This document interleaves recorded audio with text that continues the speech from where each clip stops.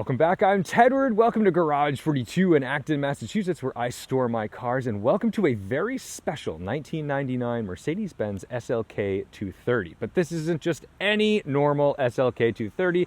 This is a Renntech modified SLK 230, and ooh, here's the best part. Well, almost the best part. It has a 5-speed manual gearbox. This is a very rare thing because Mercedes didn't do very many of these. I believe they only did 5-speed manuals in the 99. So you're thinking, why on earth would someone send out their SLK to Renntech? Here's our train.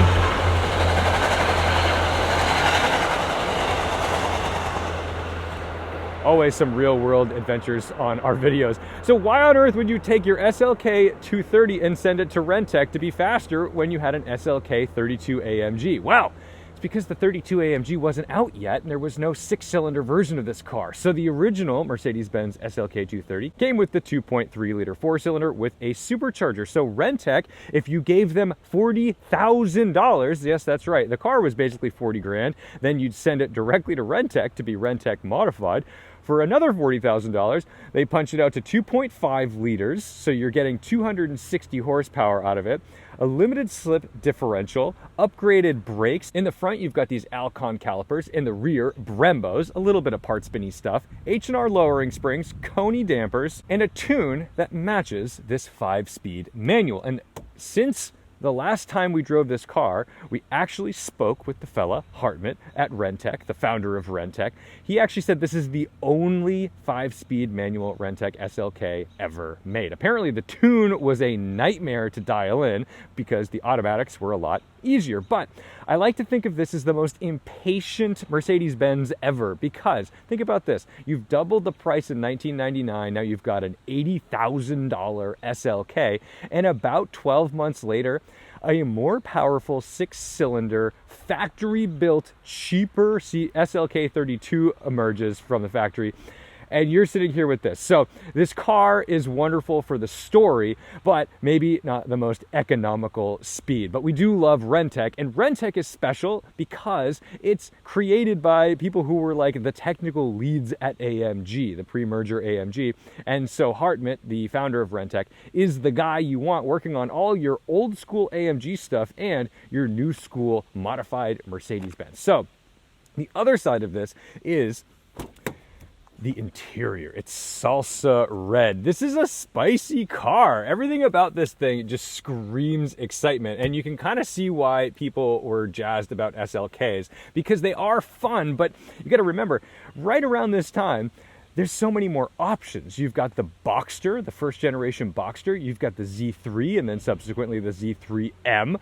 These things were a little bit dime a dozen, and to spend this much money on an SLK makes it insane and kind of why they are rare. But a hardtop convertible is a nice thing. We're going to drive top up for a little bit today because I want to experience what it is like to drive it with a little bit of sound deadening. But the headliner is actually really nice. This is quilted and lovely. Let's take a quick peek under the hood. So, like I said, they didn't replace the engine, but they do increase its displacement. And under here, to the untrained eye, it probably wouldn't look a lot different than you would normally expect. But this is what's tricky about the money, is because 40 G's in addition to the car.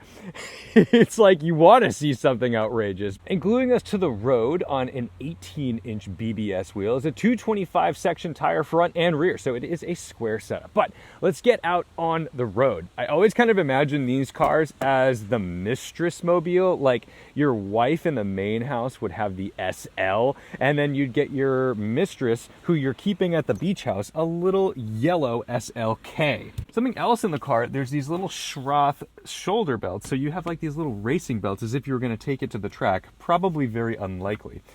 To start it up, we've got our Blade key. We love that. And in ignition, we'll get neutral.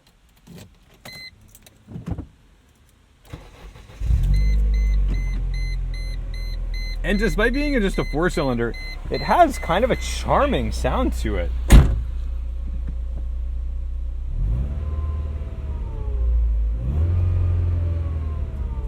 But that's the little bit of rev hang. So I can imagine when Hartmut said that this was hard to tune for the manual, that's maybe what he was talking about. And I don't know that they like replaced the flywheel or anything on this car. So it's possible that it's just the way it is. The wheel doesn't tilt, but it does telescope. Put that in a little bit. There we go. But then it's just a normal 5-speed H-pattern gearbox, nothing fancy.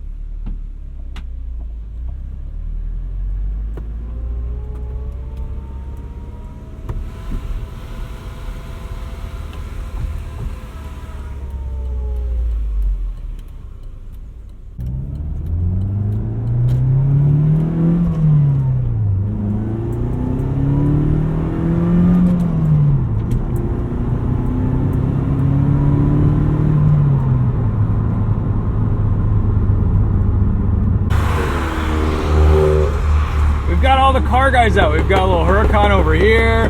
We've got this fella up here with his Audi, and yet we're in a one-of-one manual Renntech SLK, and I feel like none of them are giving us the proper respect. I think this fella might have seen the camera on my face.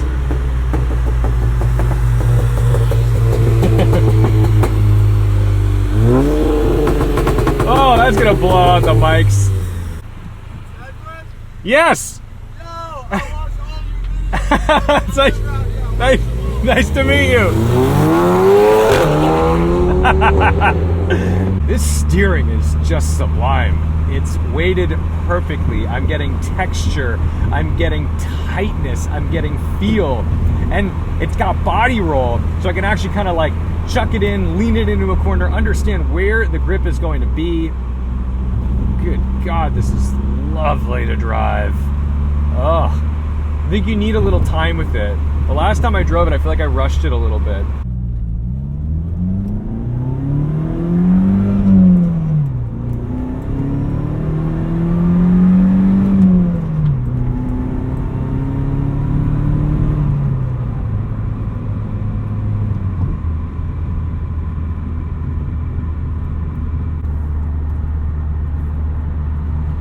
Oof. Always a V6 Accord chopping it up. Look at that. Okay, anyway, on the highway, this is really competent.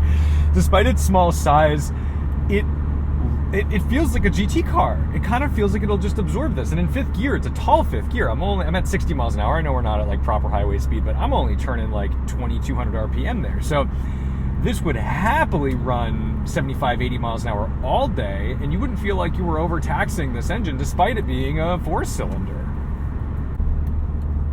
I know I teased a little bit about that rev hang when we first got in the car, but you know, hats off, that wasn't perfect, but hats off to the throttle tuning on this, because it, as a manual Mercedes, which isn't a very common thing in the States at least, this feels really good.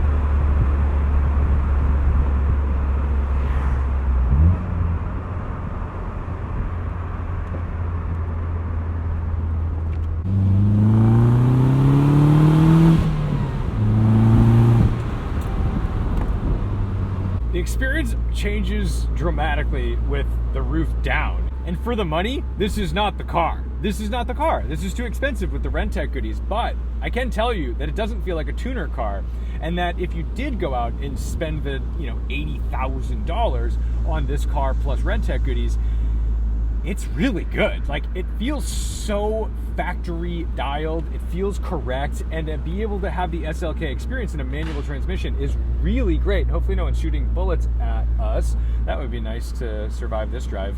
Because one of the things that has neutered so many wonderful AMG experiences for me, even the SL65 Black Series, is the transmission. And having a sluggish, lazy, automatic in an otherwise very sporty chassis with a wonderful power plant, it's always a bummer, man. And to be able to do this, oh my goodness, what a cool experience to open up the opportunities of a car like this. I know Jason Camisa just drove Derek Tam Scott. I think they converted a CLK 63 AMG Black Series into a manual transmission, and it's not an easy thing to do right. I've driven lots of manual swaps, and a lot of times they don't feel quite right. I mean, this is obviously a factory one, but he said it changed the whole perception of that engine, that car, and that all goes to say that having this SLK with a row your own gearbox is really good and quite special. Okay, good. We've opened this back up. Oh my goodness! Look at this SL. What are we doing here? We got an SL, buddy. Why is it parked there? That seems like illegal of sorts. Is he special?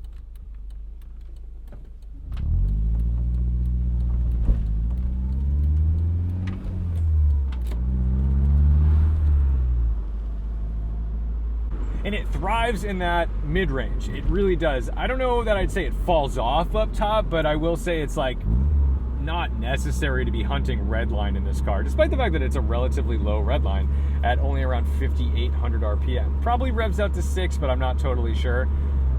It's just basically unnecessary. You can just putter around like this.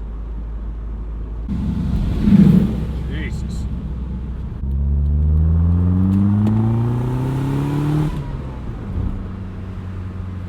Maybe the power figures don't add up to that of the later C32 AMG, but this has a lot of torque. And it really does go when you tell it to, and I think the 5-speed manual is the choice. Now, the fact that this is the only one as a Renntech manual SLK, well, I don't know. I wish I could say go out and buy one. I mean, this one's going to be for sale, but once it sells, you're not getting another one unless that guy sells it. So, oh, what a wonderful day of traffic. Sorry, guys, there's not much I can do about that. I can sit here and wait for a second. Listen to this bassy rumble.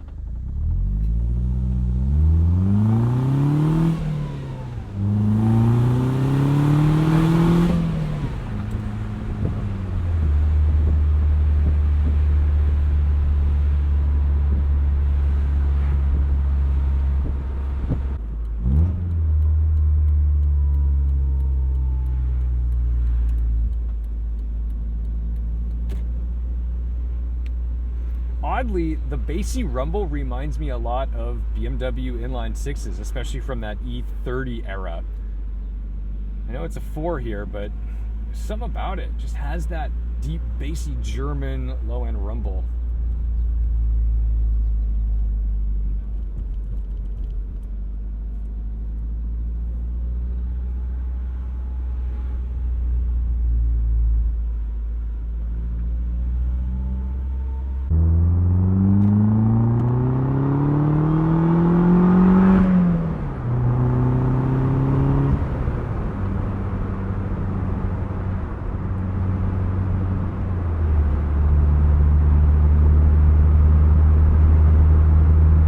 Miles an hour, 2,500 RPM. It's a real cruiser.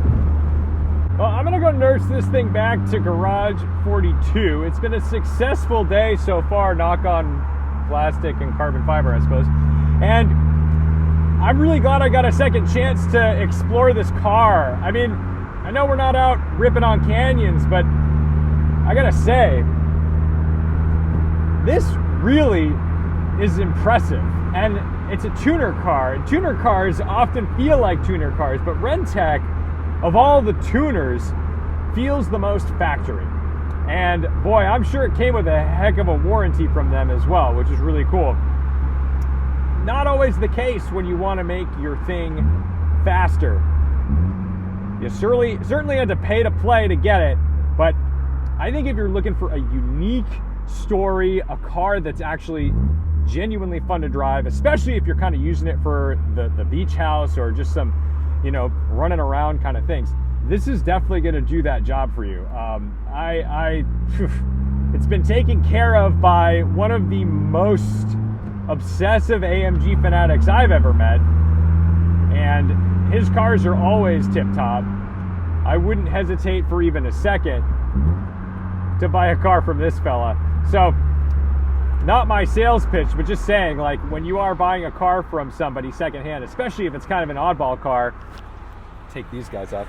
You always want to make sure that you're getting your oddball car from an oddball guy who is an oddball in all the right ways. So that's that. Thank you guys so much for watching, liking, commenting, and subscribing. Don't forget to respect the drive. And I'll see you in the next one, and hopefully not stuck in traffic. But you know what? We roll with what we've got. We're going to enjoy the cars we're driving.